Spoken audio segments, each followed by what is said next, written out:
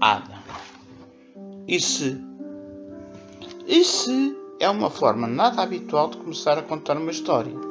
Esta também não é uma história comum. Muito pelo contrário. É uma história de vida única, sublime. A história de vida de uma alma maravilhosa, genuína, única, a história da Ada. O mundo não é mau nem é bom, não é cruel nem amoroso, é simplesmente o mundo.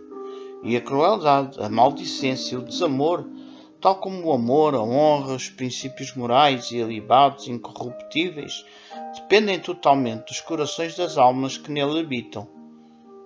E se Deus resolvesse reunir todas essas almas e lhes fizesse uma pergunta muito simples: qual de vós pode garantir que é responsável por transformar este mundo num mundo melhor, num mundo mais próspero, mais respirável? Aliás, quem de vós pode garantir que sem o vosso contributo este mundo já não existiria? Enfim, quem pode ser considerado o herói salvador do mundo? O primeiro a dar um passo em frente seria, creio eu, o general.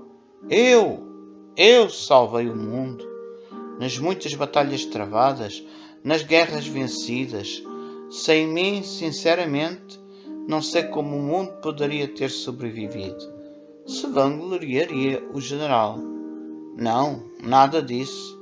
O verdadeiro salvador do mundo só posso ser eu, com as minhas descobertas, as minhas invenções, que fizeram o mundo evoluir, se desenvolver, as novas tecnologias, fruto da minha perspicácia, como grande cientista que sou, reclamaria o cientista.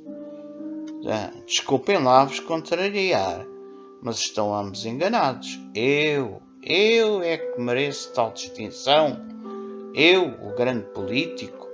Foram as minhas políticas que garantiram que o mundo continuasse a girar até hoje, proclamava ufanamente o grande político. E a um, infindável rol de místicos heróis se apresentou, garantindo serem eles os salvadores do mundo. Num dos recantos desse mundo, tão longínquo e escondido, um daqueles lugares no meio do nada, que nem sequer são mencionados nos mapas, afinal, não passava de um igarapé, o igarapé do Alagão.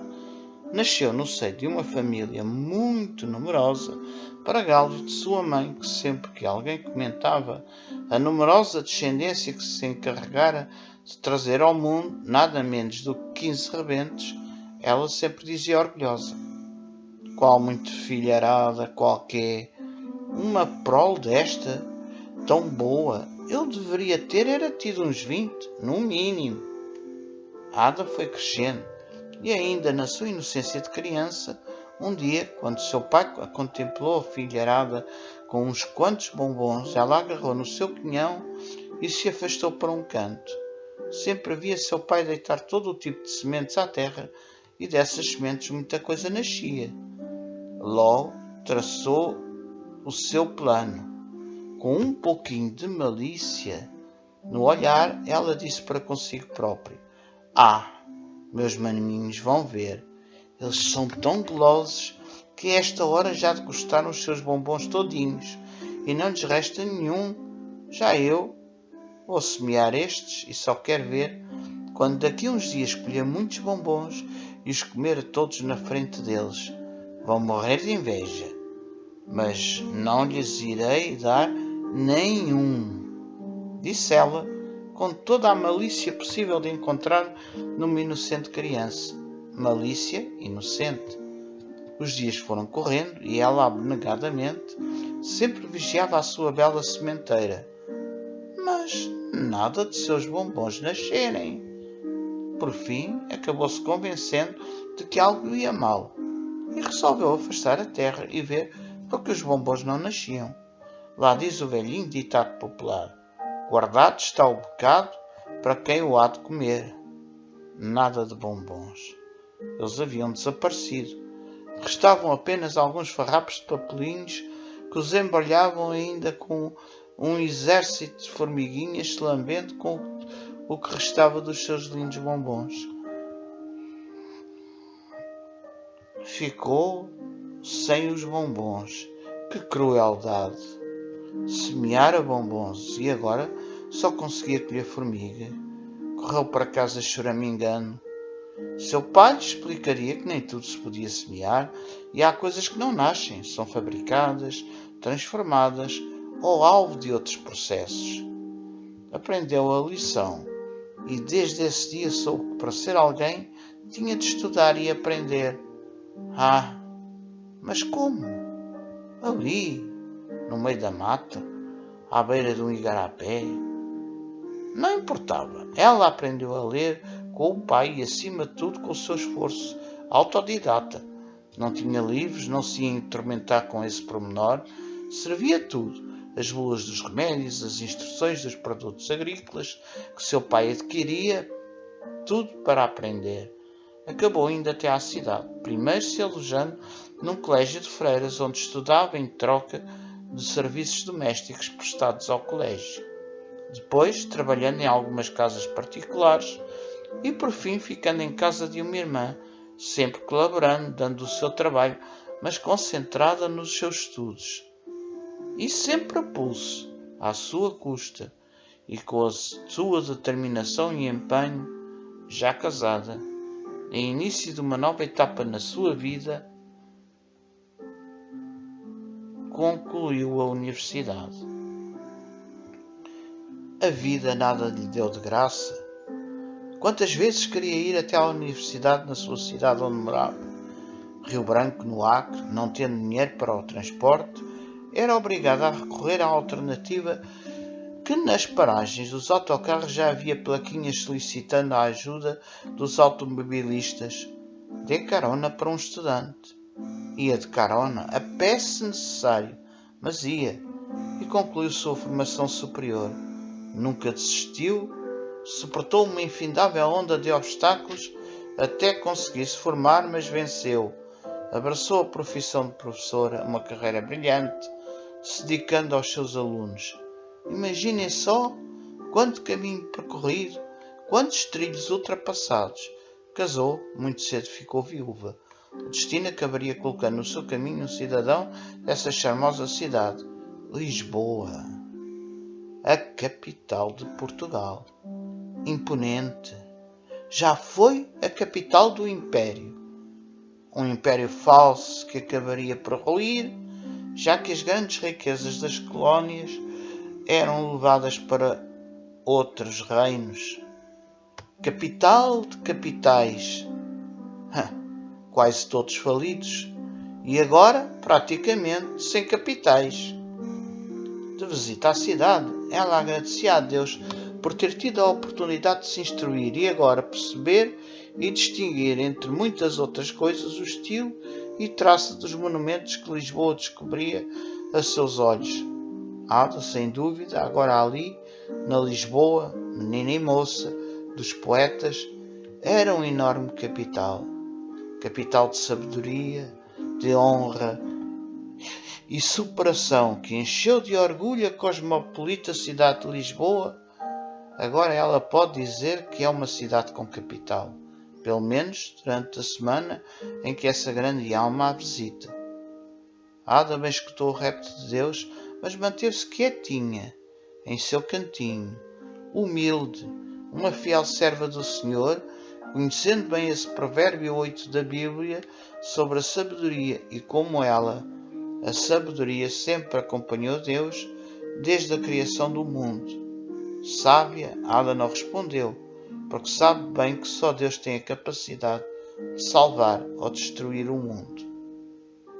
Ao contrário daquelas figurinhas ignorantes, vaidosas e presunçosas, se gabando de seus heroísmos balofos, ela sim, Ada, abaixo de Deus, vinha ao longo dessa sua história de vida a transformar e a moldar o mundo, fazendo dele um mundo muito melhor.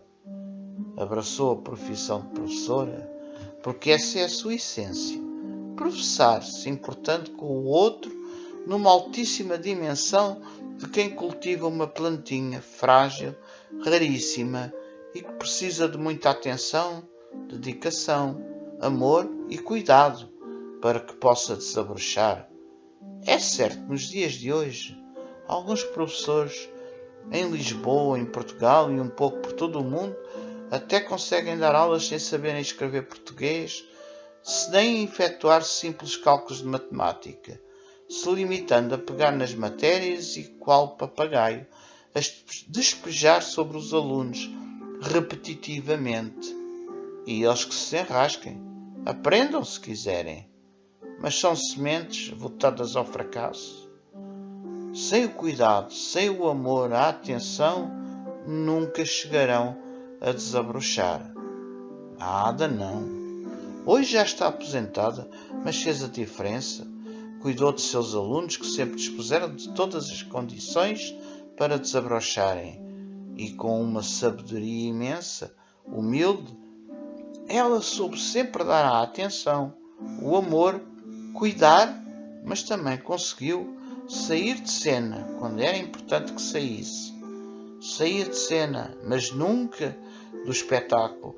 Algo extremamente raro, só ao alcance dos grandes talentos, o saber sair de cena sem sair do espetáculo.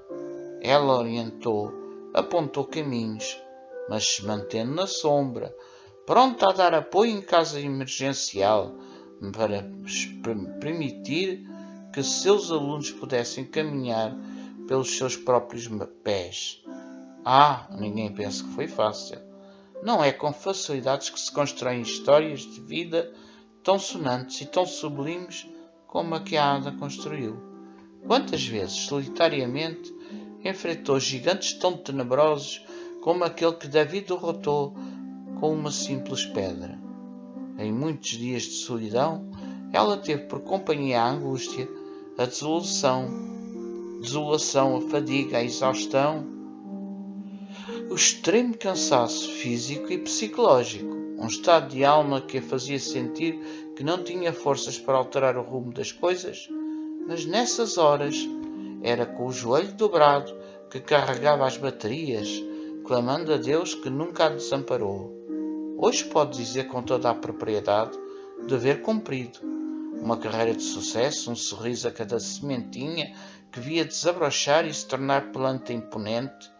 Só na sala de aula foram mais de 25 anos ao serviço da educação, em prol do desenvolvimento do seu país. Enfrentou lutas, sobreviveu a reformas educativas, colaborou nas políticas escolares, lecionou centenas e centenas de alunos, pequeninas sementinhas que ajudou a desabrochar, a saberem distinguir o supérfluo do que é essencial, o certo do errado, umas vezes com mais convicção, outras com algum ceticismo, mas sempre com grande entusiasmo. Deu o melhor de si numa profissão a que se doou por inteiro,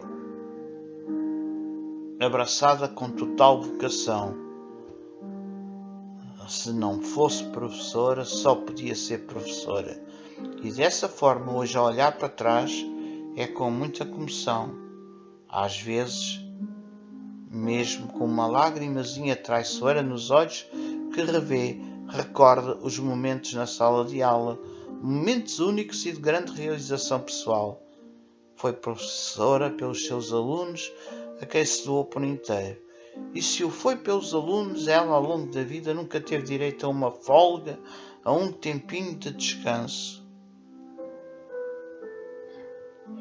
Professora e educadora a tempo inteiro, 24 horas em 24 horas, 7 dias da semana em 7 dias. Sim, a tempo inteiro, porque depois de deixar a sala de aula, era em casa que continuava a ensinar, orientar, colocar no caminho certo os filhos, esposo. O mesmo na igreja, aos irmãos da congregação, ela se mantinha ativa, professora, na escola bíblica dominical, ou simplesmente numa roda de amigos. E, hoje, aposentada, continua igual, orientando-se do ano, encaminhando. E os nossos heróis pensam que são eles o centro, quem faz girar o mundo. Não são. Quem faz girar o mundo é a Hada e outras tantas hadas espalhadas por esse mundo fora. Que seria do político ou do cientista, médico, se não tivessem tido um professor que lhes ensinou os alicerces da sabedoria, o A, E, I, O, U, ou o U, B, A, B? Quando hoje entramos num avião ou noutro transporte qualquer, só o fazemos porque alguém o soube planificar, estruturar.